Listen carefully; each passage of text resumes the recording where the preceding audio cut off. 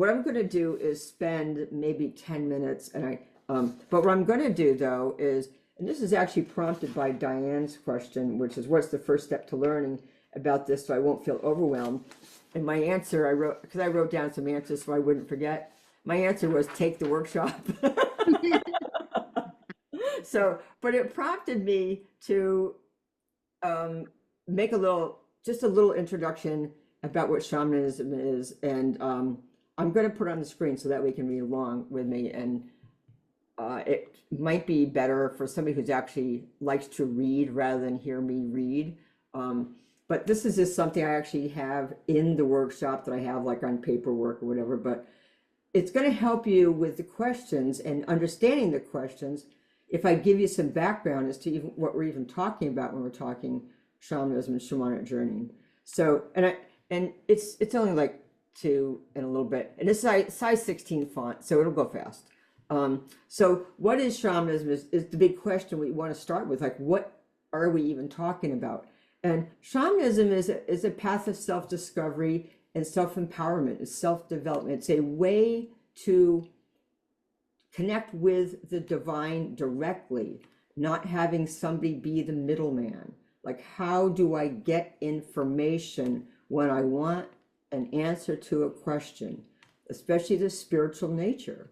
You know, many of us are on our spiritual journey when we have to depend on somebody else to tell us what our truth is. Questions arise, right? Because if we don't feel like it's accurate, what they say doesn't mean it is accurate. And this is like a big part of empowerment, which is if it doesn't feel right, you need to say it. That doesn't feel right. And it's because part of it is because you didn't get the information yourself. You want to get it from firsthand, from whatever the voice is. If like, do you ever play that game like in school where, you know, you have your class is in a circle and then the teacher says a sentence and then you pass it on to the next person. And by the time you get to the end, it's some other different sentence, whatever. Kind of the same thing happens. Kind of the same thing happens when, you know, you're going to a middle person saying, you know, what should I be doing for this? And we're hoping that they're being pure channel and giving the message. But what happens very often, this is something that I teach when I do the Unlock Your Intuition workshop and doing readings, is people have a tendency, because they're human, to interpret a message rather than just giving the message. And so in shamanic journeying, I think the biggest value is you're the only one getting your message. And the person who's, if you're getting a reading from somebody, is they want to interpret the message because it might not make sense to them. And the fact is, it doesn't have to make sense to them. It has to make sense only to you. So in shamanic journeying, when you're getting an answer to your question, it could sound crazy to people. I have people say this all the time. I know this sounds crazy, but, and I could post that on my wall and have that be the beginning of every sentence, because it does sound crazy, but the person who receives the message understands it 100%, because it's said in a language that they know, using symbols that they know, using references that they know, and you know it's true. And this is the biggest reason why I say this is a path of self-empowerment, because you're not having to give your power over to somebody else and thinking that they know an answer. When you can get it yourself, you build self-esteem, you build self-empowerment, you're in charge of your own journey. And this is the nature of shamanism, which is you building a connection with the divine, yourself finding out who is there for you, how they're going to help you, the nature of the help that they're going to give you, and building relationships with them, learning the language that they use, learning the symbols that they use for different things, and coming up with your connection, your language. And so back to my notes here. Now I said all that, now I'm on line 3, but so shamanism encompasses the premise that shamans can travel between the worlds and dimensions and are intermediaries between the human world and the spirit worlds to obtain solutions to problems afflicting members of the community. In other words, they're working on your behalf. Like when you go to a healer, you're asking them to help you, whoever it is. Go to a doctor, you're asking them to help you. They're the person who's in between you and the pharmacy, I guess. That's really what it is. But as you know, in shamanism, we're going into an altered state, into an altered dimension. And it's not that we're working physically with somebody, we're working energetically with somebody. And this is what makes a healer a healer. A healer works energetically. They're not in there setting bones and, you know, I mean, that would be somebody in, you know, allopathic medicine who literally has training for that type of thing. But a healer is working on an energetic level. So when we have an issue, physically, mentally, whatever, we're talking about energies. Even something like a disease is set up from an emotional wound. So it's an energetic wound that hasn't been moved out. For instance, you know, if you have some kind of an emotional trauma and you do what most everybody does, which is suck it up because you got to go to work the next day. And it's like, you know, and then say, well, I'll deal with it later. Well, later never comes. And then all of a sudden you push it down, especially people in things like jobs like, you know, they're EMTs or they're police or in any medical field where they're dealing with emergency after emergency after emergency. They keep getting hit energetically, and they have to keep pushing it down. Well, it goes into cellular memory. And at some point, your cells start screaming, saying like, I can't take anymore. And well, maybe we get a rash, maybe we get upset stomach, maybe we get you know, all kinds of different things. Our back starts hurting for no reason, seemingly no reason. And so this is what in medicine is called this unspecified illness. Like they can't figure out the why of it. And this is something, I'm admitting Abigail here, this is something that has to be dealt with on an energetic level. And when we release that, it's like this, boom, then the physical body can heal. So, all right, now I'm on the second paragraph here. So the role of a shaman is to heal oneself or others. And they understand that there are two realities. There's ordinary reality, which is where we live every day. You've got physical matter, you know, a water bottle and a pen and pencil, whatever. This physical reality is what ordinary reality is. The non-ordinary reality would be the mental part, like dream time is an example of that. It's like, you know, for Hindus, they believe, and this is the way it was, you know, decades ago, I'm sure it probably doesn't change, but they believe that that physical reality and that dream time are just as valid as each other. So that's a good example of that. And so when we're journeying, we're going into a place in our mind to get a job done. That's working on an energetic level. So that would be the non-ordinary reality. And so that ability to walk between those two worlds equally is what the shaman does. It's like knowing which jobs get done in physical reality and which jobs get done in that non-ordinary reality, and being able to do both equally. So the four jobs of the shaman are, look at the top here, divination is one, being able to seeking answers by some means. That could be, you know, sometimes they use cards, they idea runes, astrology, doing a psychic reading, doing channeling, doing scrying, all those different type of things and more are just ways of getting information, connecting with spirit to get information. So that's what falls under the word divination. Psychopomp is escorting the departed into the afterlife. So how do I get from here to there? That's a big question, right? Soul retrieval, the finding of, bringing back, healing, and reintegrating lost soul fragments is part of that, as part of the shamanist job. That's the kind of the hardest one to do. Extraction is removing energies that just don't belong there. So soul retrieval, you're bringing them back. Extraction, you're getting rid of stuff. So those four things are part of their job. Journeying is a method of divination. It's a way to get information. It's just one way to get information. So it's the art of inner art, meaning inside your head, of traveling to one of the three worlds or four directions, which is what we learned in the Shamanic Journey workshop. Three worlds would be going from lower world, middle world, upper world, and then four directions would be the typical north, south, east, west. So in each of those directions, and Paolo's going to talk about this in a minute if I ever stop talking, is we have a different guide in each direction in each world. And so finding those guides in each of those spaces is what the workshop is about, and building relationship with them so that you know who you've got working with you. Journeying, Shamanic Journey is achieved through drumming at either 240 to 260 beats a minute, and it helps us reach I always forget the theta and delta. I literally have to write it down every time. Reach the deeper mind states of theta and delta.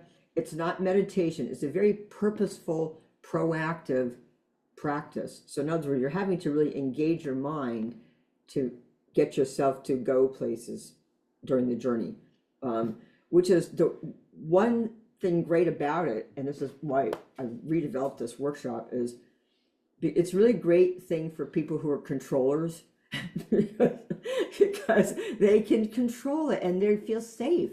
Because one of the biggest things people are afraid of in any kind of spiritual work is that they might lose control or open something even worse that they can't close. And that is healthy fear. So we want to know what we're doing, how to do it. How do you set the space? This is all stuff that we do in the workshop. How do we set the space? How do we close the space? How do we keep control of our work? And this workshop, I always say, is a foundation I think that everybody ought to have if they're going to start a spiritual journey. But it's also a foundation that you can build on. Anything you ever learn, any spiritual practice you ever learn, anything you've already learned can all fit into this. I know when Paola took this workshop, she made fun of me for kept saying my container, my container, my container. but it is true. It's kind of a word that I use a lot because it can hold everything that you've already done. And more importantly, it can help you integrate them into a cohesive single thing, right? How do I combine Reiki with my shamanic journey? How do I, or just shamanic work? How do I combine the runes or the whatever else anybody's doing? How do I combine my medical practice with it? How do I combine my psychology practice? Whatever anybody's doing and already learning, you can learn how to use them together. And so that it creates a foundation and it makes sense of everything rather than having, a bunch of disparate skill sets. You now have one bigger one. And so that's a really great thing to have. So in shamanism, and I'm winding down here, there are three worlds: lower, middle, upper world, and they correspond to the three levels of consciousness. We have our lower worlds are unconscious, subconscious. The middle world is our conscious mind, and the upper world is like the superconscious, the collective consciousness. So we're really going between these three places, these three levels of consciousness, and having a guide in each one of those things. And we can ask different kinds of questions in different places. And so learning how we go from one place to the next, like psychopomp I was saying before, is going from the middle world where somebody passes away and helping them go to the upper world. That's what psychopomp is. It's really not that hard of a thing to do. It can be more difficult, but if it's just pretty much you're taking them from here to there, it's relatively easy and something we do in the workshop. Sometimes people say, well, I don't know if I'm just imagining this. And I have to go back to my great teacher, Roger Wilbur, who used to say, well, what do you think imagination is? It's in the 1940s, the American Psychology Conference came up with a great idea, like they often do, that imagination was something that was just fantasy and it wasn't real. And with a one swipe, they wiped out what had been thousands and thousands of years of an honored understanding that it's the source of creativity. And then they wonder why kids aren't creative, because they don't value it. they think it's, there's something fake about it, there's something phony. So that bringing back of imagination, using that as a skill set in shamanic work, period, of any kind, whether it's journeying or not, is a real key, because the more imaginative you can get. I'll give you an example.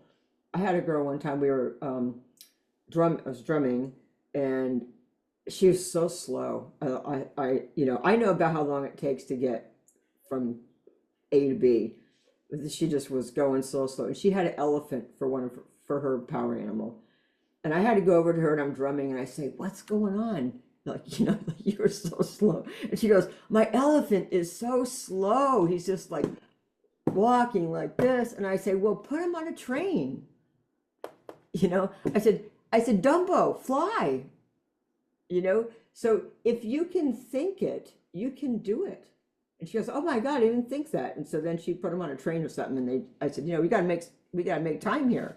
So if it's in your mind, you can do anything. People are afraid to step into the fire in their mind. And like, you have zero ability to get burnt. It's just here. You will not burn up if you step into the fire in your mind, because there's no fire in there.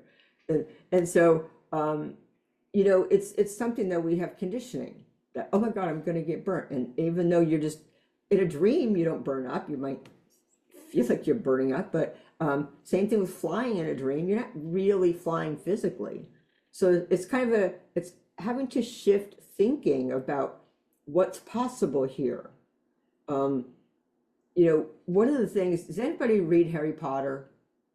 Or you can fess up, just raise your hand. You don't have to say it, but yeah, we've got a few. So I know that. I know everybody except for me probably had it under their belt. But anyway, my son said to me a few years ago that I should get it under my belt, that it was important. He said, because of the nature of the clients that I have, whatever. So I did. Anyway, so I think it's like 8 books or 7 books, something like that. And at the very last book, the next to the last chapter, the last line, I still remember because I stopped and I wrote it down.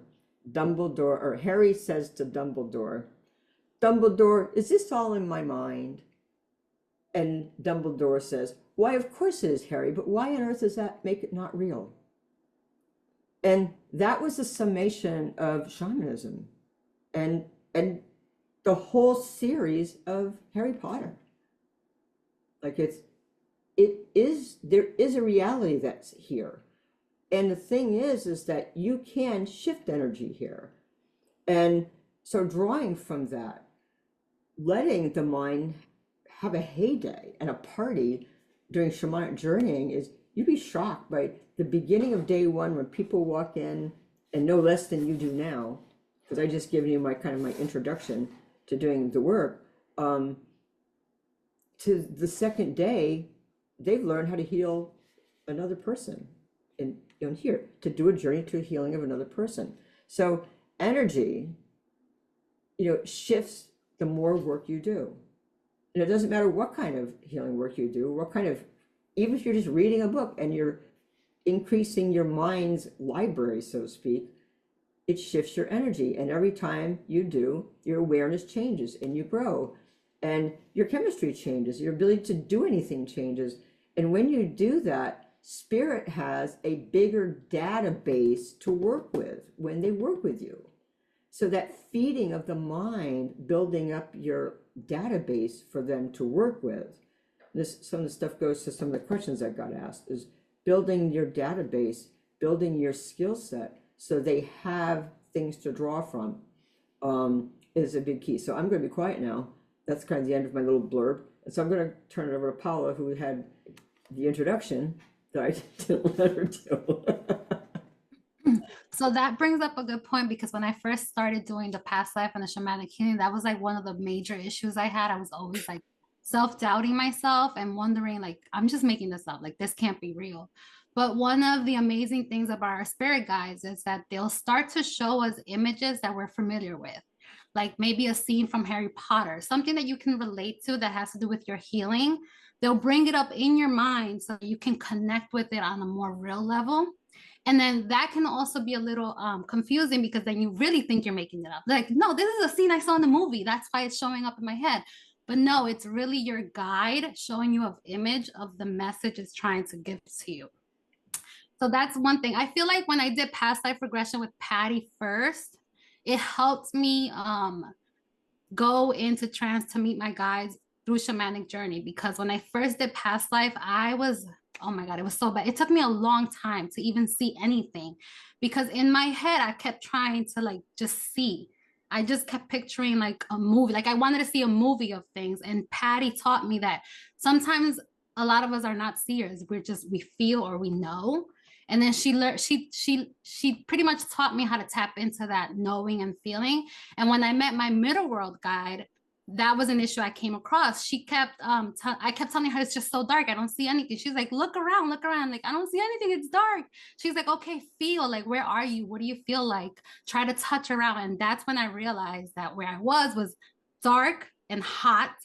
And when I went to go feel, it's when I felt something like huge, like scaly, and it turned out to be my dragon as a guide. And when the dragon realized that I actually made the effort to, be aware of my surroundings and what I was feeling, that's when she presented herself. So the guides will actually put you through the test of making the effort to use either your seeing or your feeling, your knowing, to meet them. So that's like another, like, this journey thing is like so unbelievable. When you first started, you're going to doubt yourself a lot, but it all makes sense in the end. Everything makes sense in the end. So I just wanted to answer some questions that I had when I first started, because when you first start something, you don't even know where to start, right? So I'm a visual person. So when I go meet someone, I like to know who they are and what the space is going to feel like. I like to heal in a very serene place. So when I came across Patty's, I was like, oh my God, this is my vibe. Her space is beautiful, very calming, candles everywhere. And she's very hands-on, which I love. Battery candles, not fire. Right, yeah. But still, it gives that candle vibe because the lights are off. So that was important for me. I don't know if it's important for most, but it was important for me. What was it? How was it? I don't even remember asking these when I was talking to you. Who was there? I think with the shamanic journey, we did it with, I think it was just me and one other girl. So I think you have a limit, right? To how many people can be. Yeah, I have a bigger Yeah. place. You took it when I was at my old place, and I only had room for two people in the room besides me. But now I take four now, and I cap it at four, even if I have more room, because I like to have. I was a student who always wanted all my questions answered, and I never really got a chance because there's so many people asking questions, and so I cap it at four, so everybody has plenty of time and not feeling squeezed out. It's just my own personal issue, so. I could Yeah, probably. so that was great. Right. It was great that it was a small group, because then you get to ask questions when you're feeling confused or lost. And one of the biggest thing is, because I've never done it personally, but there's a lot of like shamanic guided meditations on YouTube that you can look up. But I highly recommend that you do it with someone who's really good at it, like Patty, professional, because there comes times where you're stuck, where you feel like you're making something up or you're not sure. Then Patty comes in and guides you out of that situation. So I feel like that's very important. What else? I think that was it, right? I'm kind of nervous, so I can't really. Yeah, that's all right. So let's go to the first question, which was Diane's. Yes. So she asked, what is the first step to learning about this that won't feel overwhelming? So that question is what got me to put the outline on there, to do the little introduction, because I'm saying like, yeah, she's right. How do we know where to start if I don't say anything first about, just some kind of education? So did that help answer the question, Diana, do you think, a little bit? Just the little thing I said in the beginning, all that little information? Yeah, it was definitely very helpful just to understand again, like what it's about. Because I feel there's just so much out there on like spirituality and like journeys. So this helps to also, I feel like, whether it's something that I want to jump into, or I'm like, maybe I want to wait out, or maybe I want to read more about it, or ask more people about their journey. So definitely very helpful. Yes, thank you. So that said, when somebody's just starting a spiritual journey, the most important thing is just take a step, because we can't I mean, it's almost, I think almost like for some people, I know I'm like this. I kind of want to know what order I should do something in, and there isn't one. You know, you just start somewhere, and then sometimes you have to backtrack, and then you go, okay, well, I should have done that first. But if you did it the other way, it'd be the same answer. You know, it's just you just start somewhere. There's, unless a class says this is a prerequisite, then you start anywhere. And the thing is, Diana, one of the things that's really important with doing your spiritual journey is trusting your intuition. When you see something that grabs your attention and you keep going back to it, or even just one time it grabs you, there's something about it that has something for you. Now, I can't say that 100%, I've taken a lot of classes in my life. Very rarely does something not have value to me. And I had a friend of mine who said, even if you just learn one thing, it was worth it. And there's truth to that, because no matter what you take, you kind of can't integrate all the information in one time. You have to practice things, you got to reread things, and like, you know, you could go back to the same class multiple times and still get something new out of it that you didn't get before. So taking the pressure off yourself for there's a place to start and that you might have it wrong, don't worry about it. It doesn't matter. Unless somebody says there's a prerequisite to something, there's just so much information. And the most important thing is you're going to find something or some things that you just really resonate with, and things that you don't. I don't know how many times I've tried to do runes. I can't, I should be able to resonate with them. I mean, I have the DNA to do it, but it doesn't interest me as much as some other things. I'm the same way with Reiki. I've done it twice for healing purposes and I just can't connect with it. You know, and so that's one of those things where you just let it go. It's like the sorting hat in Harry Potter. You let it go. This is, you're not in that school. You know, you find that you wanted to find the school you're in, and you're going to resonate it with, you're going to want to do more. One of the issues, this is what I wanted to say too, is one of the issues with shamanic books is, and it took me a lot of books to figure this out, which is because shamanism is so personal, when you pick up a shamanic book, it's somebody's personal journey. It's not the one truth.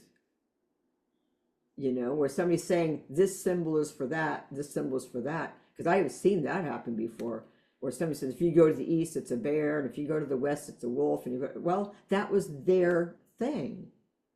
It doesn't make it universal. There isn't a universal. There's a universal, there's 4 directions. Everybody in the world knows that. You go north, south, east, west. It's universal. Up, down here is universal. What you call it, or maybe different things. You got lower world, middle world, upper world. Maybe somebody calls it 1, 2, 3. I don't know. Doesn't matter. But we're still referring to down there, here, and up there. And down here doesn't mean hell, by the way. It's the subconscious, unconscious mind, which could be hell for people. But you know, it's 3 levels and then 4 directions. So there's a universality to much of it. But when you're reading books, it's going to be somebody's personal experience.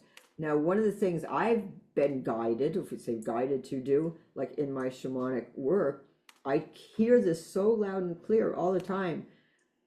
And if I go off it, I veer off this path, I get yelled at saying like, we keep telling you, just keep it simple.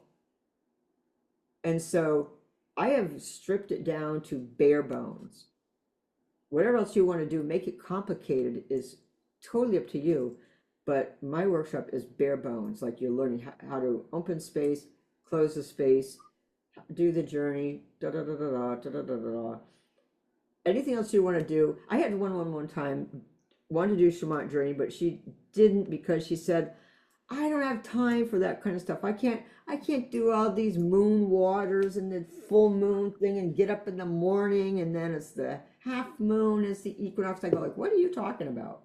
I was like, what is she talking about? I said, and she said, well, I took this class and we had to do all this stuff. And I said, that is just not I don't want to say true or accurate. For the person who told her it was. I said the word necessary. It isn't necessary. It's all elective stuff. Some people really get into ritual. That's an option. Baseball players do, you know, more so than probably any other sport, but some people are good at it. Some people like to create a whole ceremony around just opening space. It's not necessary. So there's all kinds of things like that that you're going to find in some of those books, that you do this and you do that because they're telling their story, that this is what their experience is. So it's just important to know that you would take it with a grain of sand, that this is how you do this. Sandra Ingram is very good. She has emerged as being a person who knows how to tell the masses about something that prior to that was pretty complex. She has great YouTube videos out there. She's just incredible. Any of her books, she keeps it simple. And so this idea of keeping it simple is, you know, what the workshop is about. It's bare bones. From there, if you want to make any part of it complicated, you're welcome to. So anyway, I hope that answers your question. Okay, 3, what can someone expect to experience in a shamanic journey, especially if they've never done it before? In a journey, we're drumming, number one, and in your mind, I'm going to be asking you to go here, go there, now go here, now go there, and then asking you questions. What are you aware of? Let me know when you see this. Let me know when you see that. Then when you raise your hand and say you have it, and we're going to find out your guide is, then I'm saying, okay, now go with them and see what they're like. You know, get to know them. And then you're in your mind and I'm drumming and you're going along. And then I'm going to say, okay, now come back.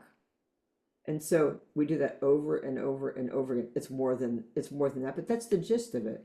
And so you're training yourself to go out. Now the drum beat is a good metaphor. The drum beat is like a string.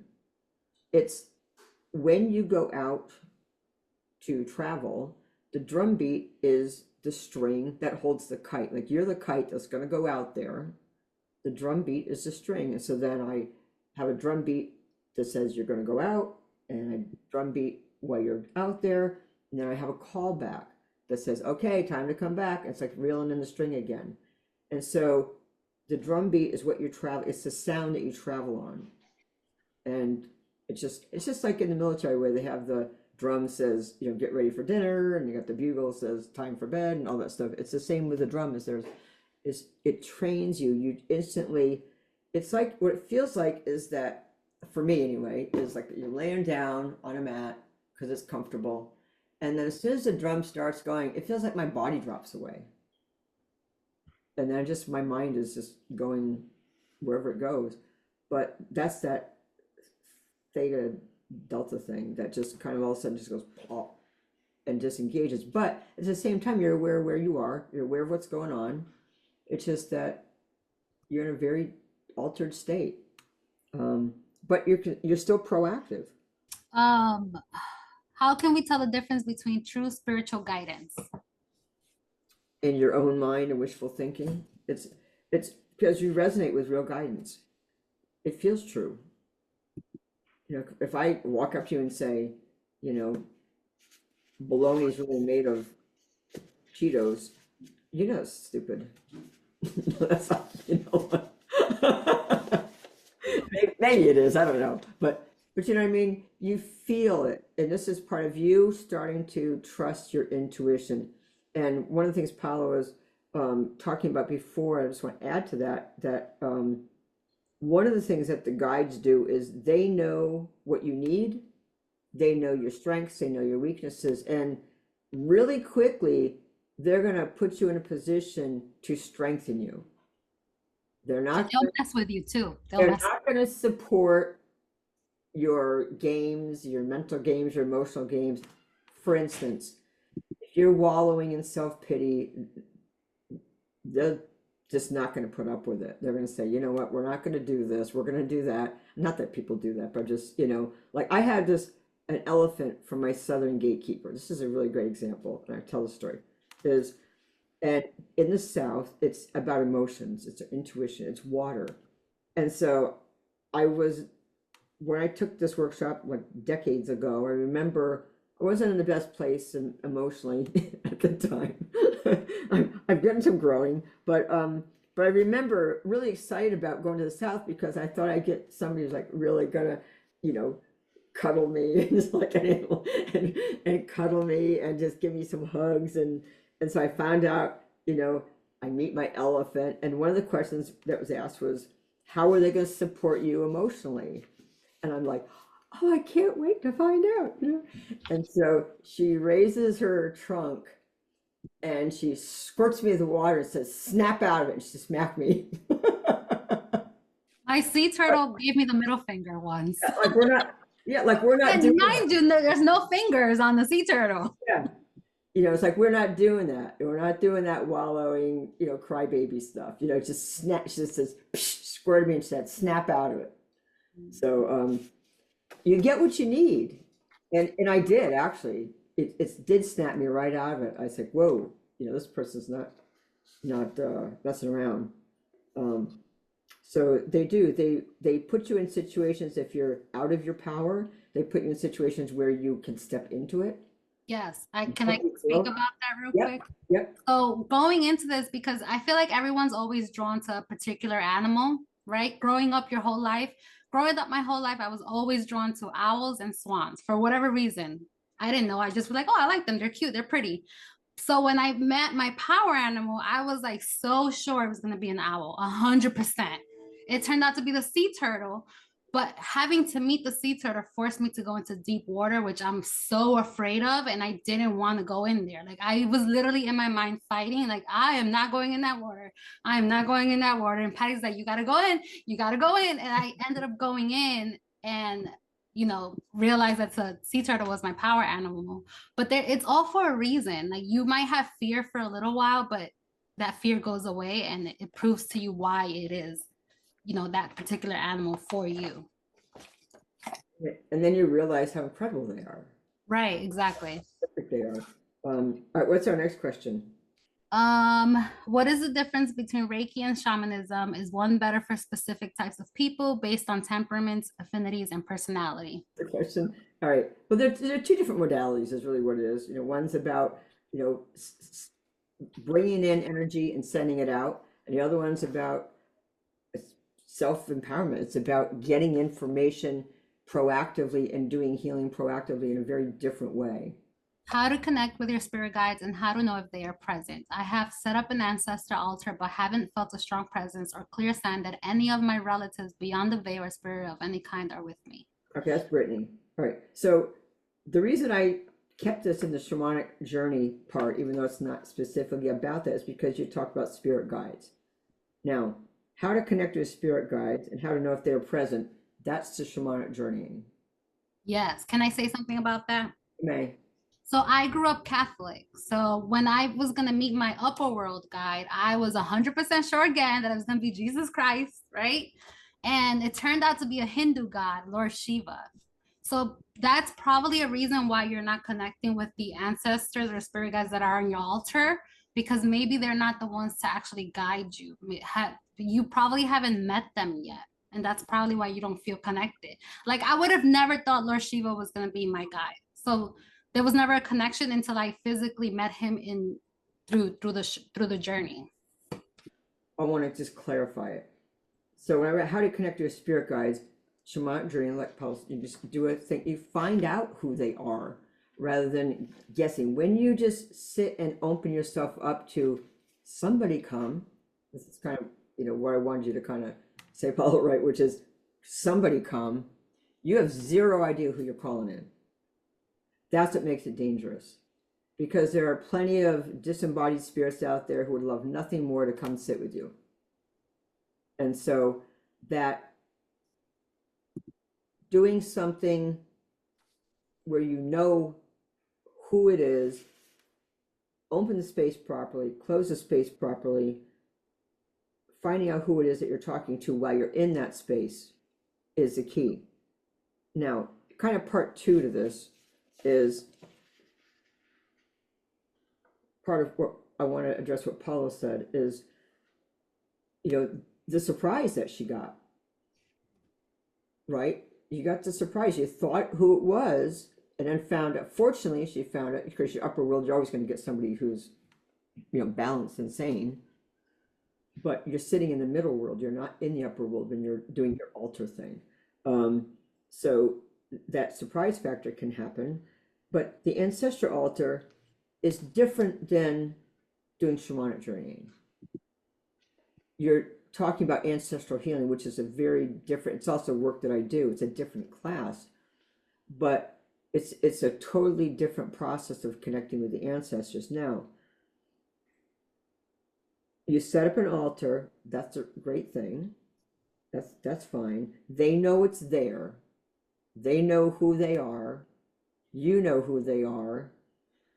But the fact that you haven't felt a strong presence or clear sign any of them are beyond the veil or spirit of any kind of with me is your skill set not being fine-tuned. It's not developed. So it's not that they're not there, it's that you're not picking it up. So best thing to do is just know that they're there. Even if you don't feel it, it doesn't matter. Just know that they're there. 100% of the time, they know you're talking to them, or they know you're thinking about them. They know they're honored on the altar. So proceed, Brittany, as if they are, is going to be the key. And then one day, when you've developed whatever it is that needs to still happen, because I don't know what it is, it'll be there. And then you're going to have that awareness. So just talk as if they're there. Continue whatever you're doing that they're. Don't ask them to come to you, because that starts inviting spirits that you don't want. Ancestors have a lot of effect on the living, and it is really, it's a whole thing to, I don't say get rid of them, but to disengage that ancestral entanglement. So confirm and affirm to them that you're not asking them to come stay with you or to you, but you're honoring them is what the altar ought to be for. Just that you're honoring them in their presence. So they're there, like I said, they're there, and they should not be with you, because if they're in the place they ought to be, in a light place, they can come and go and do it at will. They shouldn't be staying. They just, come and help where they are. They don't have to be with you. Does that help? Yes, it does. I feel like it's a little bit more clear and stuff now, and the different journeys I have to take to. Yeah, just go. Yeah. Don't feel like there's a failing on your part, because you said, like, I wrote down, like, quieting the mind, whatever. Those are all things that you can do. But it's not a failing on your part because you can't really feel them. It's just there also may be a reason that they don't want you to do that. So just trust that whatever's going on is okay, and you just keep putting one step in front of the other the way you're doing. But don't ask them to come. Okay. Gotcha. Asking for their help is different than asking them to come. Okay. All right. So what's our next one? The next one is, how can shamanic journeying help with emotional or spiritual blockages? How does it help with emotional or spiritual blockages? Well, going and finding out who your guides are, asking them outright. What's blocking me emotionally? You'll get an answer. What's blocking me spiritually? You'll get an answer. That's, and then from there you can expand on it. Maybe they say, what's blocking me emotionally? Well, I'm making this up right now, but you remember when you had somebody pass away, grandma passed away or whatever, and then you didn't cry, or they'll expand on it. They'll give you the incident or incidences, or, and then you can say, yeah, and then say, well, then you can ask them, what can I do to unblock it? And most likely they're going to say, well, this is what I always have. Like I have a prescription. Do I have screen share on? I think I still do. Can you see my screen? Screen share. Can you read it? That's funny. It's having the right person to ask or right guide to ask, and then asking them to guide you each step of the way through the blockage, whether it's emotional or spiritual. Yeah, it's a journey. You're having to connect with somebody to help you, and then that way you can keep going back with, okay, I got this far. What do I do next? That's what the guide's purpose is. All right. So our next question is, Who's my spirit guide / power animal? What energy or spirit is present in my life at the moment? all right, did anybody on ask that question? Yes, I did, Abigail.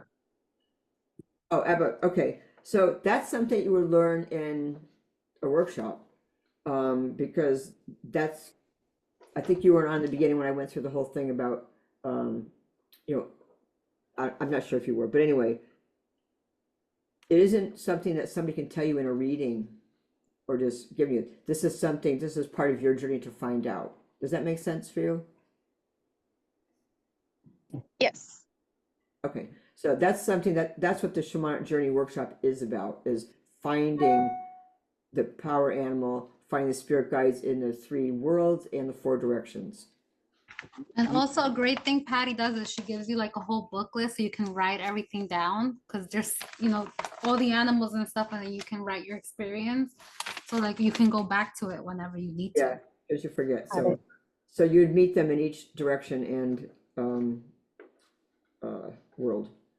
Thank you. Then we have, you're welcome. So then we have Monet's, how do you know when a dream is a past life experience? So thank you for waiting so long. No problem. The answer is there's a difference in clarity. When you're in a past life experience or something is really clear, the emotions are engaged. The clarity of experience where, did you ever wake up and you're breathing like like that? It's like you're in it. Dream, and I remember like my dream looking down, and I was like looking at my, you know, my skin color was different. Like everything looked, it was just, it was strange. That's a past life awareness. It's almost like something leaks out of the unconscious and you get like a flash sometimes. Sometimes it's a longer flash.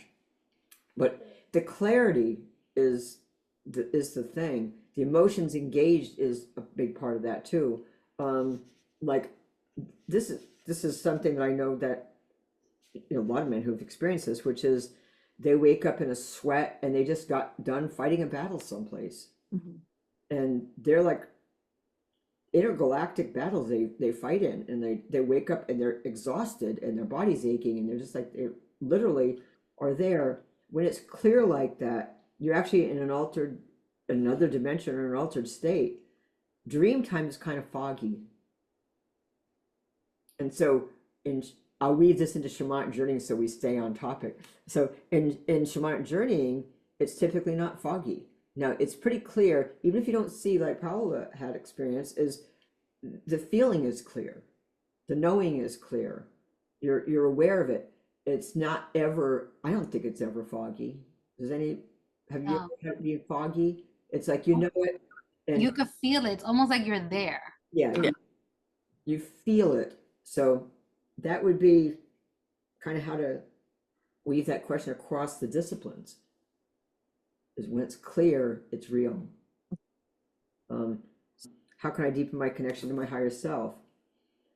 Anyway, really, anything you do to develop your mind or yourself is going to do that. The hardest part is where next, what to do next, because we do come across these stopping points for all kinds of different reasons. I know, like for me, I know my cycles as far as it's like this. It's like this. I have downtime for extended period of time. Like like I can look over years, like every few years, I start going like this, and just I start. It sounds a stupid thing to say. I start stopping working, and I know it's like a cocoon phase where I just kind of go inward and do my own stuff, do my own work, and maybe I'll back off doing clients or something. I just start working on something. I work on myself. And then I start coming back up again and start working with client, and then I go in back down again. So I know my own cycle. I just kind of finishing one of I call it the Hell Hotel. That's what it felt like, when I'm down there, just like in my own space, doing my own work. But getting to know how you work, whatever the cycle is that kind of downtime, which I call it downtime, is the reorganization time. It is the cocoon phase. It is that time when you're transforming into something. And I think the key too is making use of that time. Like not using it as a place to just be stagnant, but rather, oh, now it's time to get to work on something different, and setting up so that the next time this starts happening, I've made movement.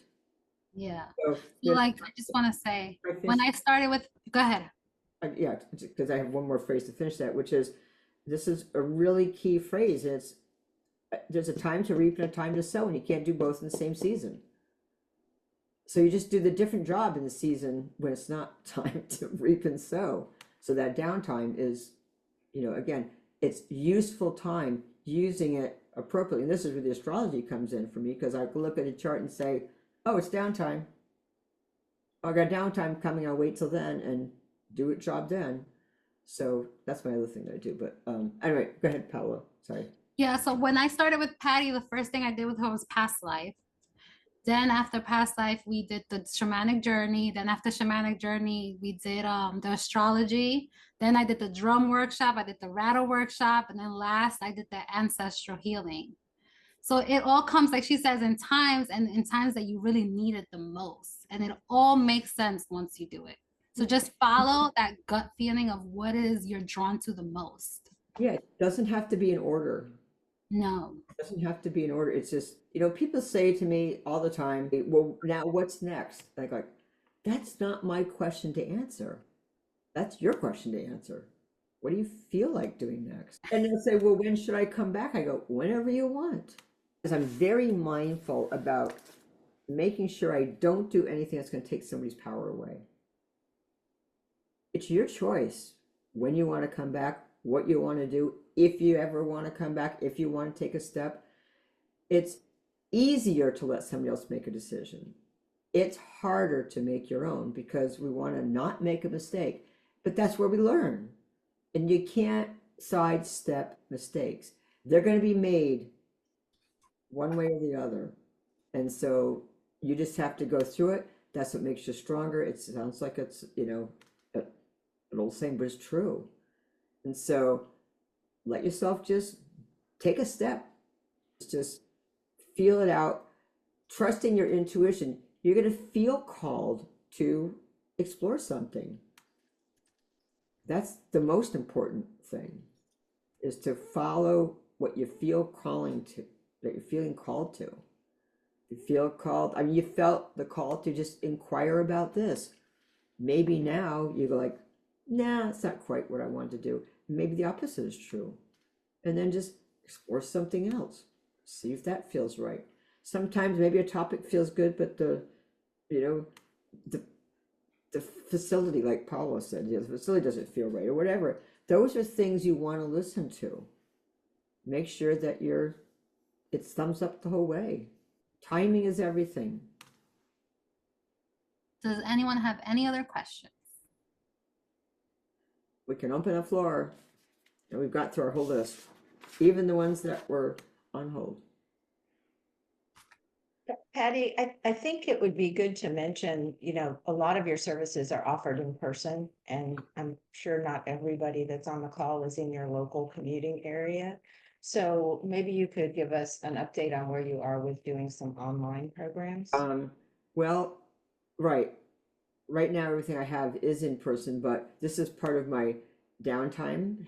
This lower thing has been developing. I'm seeing and hearing the need, and Paola has been a big part of this as well as Sheila has, is to really develop more online things because it's just reaching a broader audience. I mean, I am in Old Saybrook, Connecticut, and I draw from a local area. So I know I have to put the work in to create online workshops for these. It's not the same because in person, I can walk over to you and say, hey, what's going on when your elephant's too slow?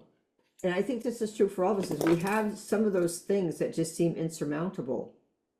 But for somebody else, there's no big deal. Right. That's why you need a guide too through Shamanic Journey, because when I was meeting my middle world guide, I didn't see anything and I was ready to give up. And so she said, no, you got to feel, you got to look around. Yeah, and so that little bit of extra, I don't ever let anybody not get through it. If you have any more questions, just ask them. And I have a question. yeah, go ahead, Amanda. So when, say you do a shamanic journey at a certain point in your life, and then you decide to do another one years down the road, do your guides and animals ever change, or do they grow with you through the growth that you've made? That's a really good question. One of the things that I've noticed is that, when you typically will say they don't change, what I've experienced is that you may add one. I've had one woman who came back after a few years. The first time she did it, I just felt like she just didn't get it. And the second time she came back, every one of her guides was different. Her power animal, and she just said, like, I don't think I did it right. But the second time she came back a few years later, she knew exactly, she had such a different experience. So I think it really spoke to how much work she had done. And sometimes that gap is good. So basically, after you do your journey, like after I did my shamanic journey, I knew who my guides was. You're able to do this on your own, like in your bed. If you put some drumming music and you need like a specific question answer, like I did it I had like some hair trauma when I was young. My mom cut my hair like a boy. So I wanted to go back and heal that. And like she said, your guides will come up, the ones that need to be there for you. So my healing guide is a raven. So when I did that journey, I had my power animal and then the raven come with me. So they'll help guide you through that. Yeah. And you can do this as often as you feel you need to heal. Yeah. I used to do journeys every night. And I did it that way for a long time. I can't say what a long time was because it was probably years. And then now I just kind of can't even think of a question anymore. But your power animal always goes with you. So and Patty teaches you to go how to get there. So you have to go to your power spot. She'll teach you how to get to your power spot, and that's where your animal guides come in, the ones that you need for whatever reason. Part of what she'll guide you through all that. Yep, it's part of what you learn. Can I ask a quick question? What's the difference between like a power animal versus an animal guide? What's the difference there? A power animal is a powerful animal, number one. Uh-huh. They bring power to you that you need. They share a power that you already have. So there's something about you that's the same and something that you need. So that they actually change you on an energetic level, on a health level, certainly as you're traveling around meeting all kinds of characters, you have somebody powerful at your back, which is very empowering, which is that word comes from that, right? Is it somebody who, when there's fear there and you have somebody with you who's powerful, the fear shifts immediately. And go from a place of wonder to a place of knowing, oh, I'll be fine. They're with me. They also hold space for you. Let's say, for instance, in a scenario of a journey when you're kind of leaving your body to go out, or if you're meditating where somebody who doesn't know what they're doing is saying, hey, leave your body, it's actually a dangerous thing to do because you don't know what's slipping in while you're out. But they hold space. They're making sure you're safe no matter what you do. So they're with you all the time for that purpose. And so even if you have another guide, as Paola was saying, is the raven, is your power animal always goes with you. Okay. anybody else is an extra on the journey, but they're always there protecting you, making sure you're energetically safe, spiritually safe, so you can do the work you're learning to do. Oh, there, Paula has them in the back. Yeah. This is like the little, all the wood pieces that she put images. And then I remember I think I had an animal that you didn't have up yet. She literally drew it in class. Within an hour, I think after lunch, you had it all set up already for me. Yeah, I do. I draw them really quick. All right, so here's one. I'll do it might even be yours, Paula. I don't know. You always make these really great ones. Okay, I'm just screen share here. Have we got screen share on? Yeah, I can see it. All right. Can everybody see that?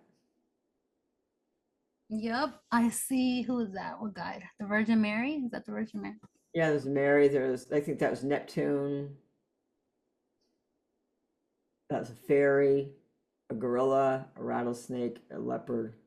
So we have these altars like this, and then people just put their, whatever they get. And I have these big boards. Here they are. So I have 2 boards like this. And these are all upper world helpers. The top one. The middle world helpers are row 2 and 3. And then the rest are, you can see, these powerful animals. And then in the directions, we sometimes get animals that are not quite so powerful. Like you might get a raccoon, you could get a mouse, you could get a seahorse. They're not really any powerful animal. Let's see, is this it? Actually, Paula gave me these. Another row of upper world helpers. Second and third row are middle world helpers. So you can start seeing the type of beings that come through. These are all ones that have come through. Middle world, and then all the different directional helpers. Oh, here's a hand-drawn one. Squirrel. And a little mouse over here. So it's really, it's neat because what of that, having those blocks did and have done, which is what I saw in the vision while I was drumming, was it implants it into their mind while they're working for 2 days. They're building connection by seeing them over and over and over and over again. That was kind of, what I heard when we, when I was drumming. I saw these lights, because I have like little candles in front of them. I saw these lights going across, kind of separating the people. And then the next workshop I saw, the pictures there, and then the altars. And so it really, and then so people bring whatever they want to put on their altar. And so they have the stuff that, they set up that I'm providing, but then their own stuff. It makes a pretty powerful space. The energy is pretty incredible in there with, when people bringing their own things and then getting their own. And it's very, I think anyway, and I've had people experience this. I mean, you just got to trust the gap. You trust what's going on and saying, okay, well, she was a different person a few years later. And it doesn't matter if they change. If they change, they change. Can I say something? Hey. So yeah, you do forget. I never forgot my animal guides, but I did forget like which one was for like the east, the west, the north, and the south. So I always have to go back to my notes to look at that. But one way that I try to, because I'm very connected to shamanic journey, like anything shamanism, I'm like, I feel really connected. So I incorporate it as much as I can daily. But what I do is I put them on my altar. So I have like a dragon here. And then I have like a little sphere stand that has a rabbit. And then I keep a sea turtle on my altar. And that kind of, it's like a remembrance of who my guides are and what their purpose are. So that's a good way to always remember them. Well, and I think too, it's also part of, I'm trying to get back to the pictures here, and I'm not doing it. Why can't I do it? Part of it is also how much you work with them. Like anything, keep it it's like, if you ever played an instrument, and you haven't done it for a few years, you got to go back. You kind of have to start over, but you pick up fast. Like, like within a week, you're back to where you were when you forgot or so. But it's really like, to me, I never forgot. I took pictures of the blocks. I took video and pictures. Yeah, go home and find some pictures. So this is what I did. I didn't forget. I drew. This is my drum. I painted, and as You I can't got my directions, I painted them on my drum. So here's my moose that doesn't do anything, and then this is my. These are the directions. Can you? So book the flight is what you're saying. Well, I highly recommend Patty. The in-person experience is just mind-blowing. thank you, Paula.